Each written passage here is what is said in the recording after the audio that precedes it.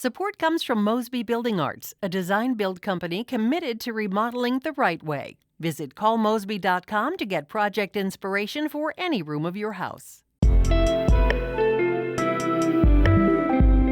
From the St. Louis Public Radio Newsroom, this is The Gateway. It's Friday, July 12th. I'm Wayne Pratt. Ahead, a teenager born in Cuba but now living in Webster Groves dedicates at least 8 hours a day to nothing but chess. It's fun. I mean, at least for someone competitive like me, I just have fun trying my best and see what that brings. 16-year-old chess phenom Talia Cervantes talks about her love of the game as she tries to win a national championship at the St. Louis Chess Club. First, the news.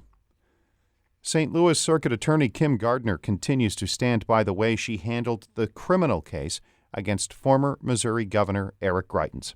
Here's St. Louis Public Radio's Rachel Lippman. A special grand jury investigating the Greitens case disbanded earlier this week without charging Gardner, but an investigator she had hired, William Tisby, is charged with several felonies, including multiple counts of perjury. He has pleaded not guilty.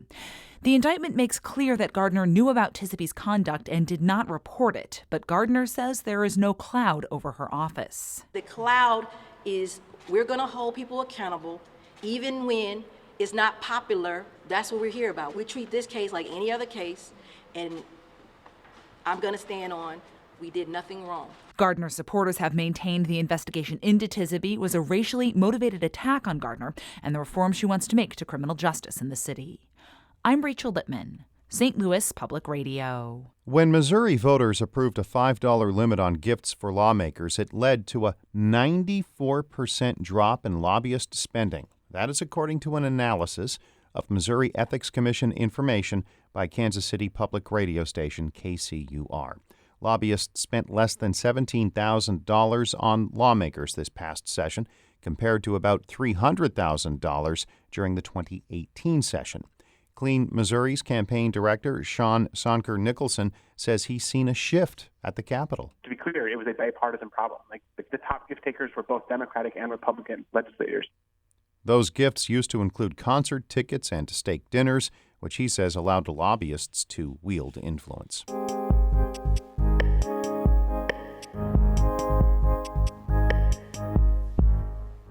A 16-year-old chess phenom from Webster Groves is competing in the U.S. Girls Junior Championship that started this week at the St. Louis Chess Club. Talia Cervantes started playing while her family was still living in Cuba. Her international success prompted them to move to the U.S. 5 years ago. I spoke with Cervantes this week about how the teenager is making a name for herself in a game that has been traditionally dominated by men. More and more women are starting to pick up chess. I do notice that there is a large difference on average between male players and female players. I don't think that's an issue, really. If they want to play chess, then sure, go for it. If they don't, they probably picked up some other very nice career. I think it's important to just play and focus on that. Doesn't matter who your opponent is, just look at the board. Who are your role models in chess? Obviously, I think I have to say Capablanca because my country-mate. I have a lot of respect for Judith and Susan Polgar. Susan Polgar, she's my coach, and I have scholarships for her chess programs in Webster University. I also have a lot of respect for Bobby Fischer. He has been my idol since I picked up chess. A few years ago, I started to develop a lot of love for Boris Spassky. He was the world champion before Bobby Fischer. I think we have a lot of similarities on our style and understanding of chess, train of thought.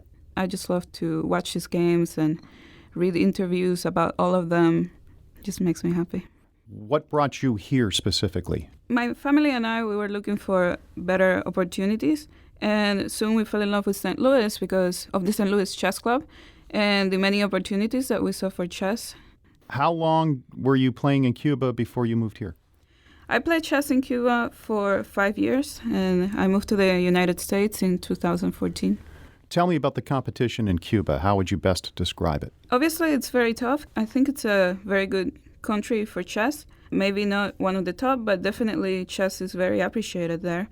I was one of the best juniors in Havana and maybe in the country. I wasn't good enough at the time to get to the Olympic team, but I always looked up to them, I admired them, and up to this day, they're very strong players. How much are you committing to chess a week? Usually on a regular training day, I would probably spend around 8 hours studying chess. Is it fun? Always, yeah, it's fun. I mean, at least for someone competitive like me, I just have fun trying my best and see what that brings. Chess is something that ran in your family? Is that a fair Not assessment? really. No? I mean, chess runs in Cuban's people's blood, I think, just because it's everywhere. But no, my family did not play chess. They also knew basics, but they were very surprised when I picked up on it because I was such an extroverted, devilish child. Any brothers or sisters? I have one younger sister. She actually played chess for a while. She was very, very talented, probably even more talented than I am. She actually studied chess for, I think, 2 months after she realized that I was playing tournaments abroad and she wanted to do so. She just won like a national event and then got to go to Pan American tournaments. She quit after because she just wasn't really interested in it.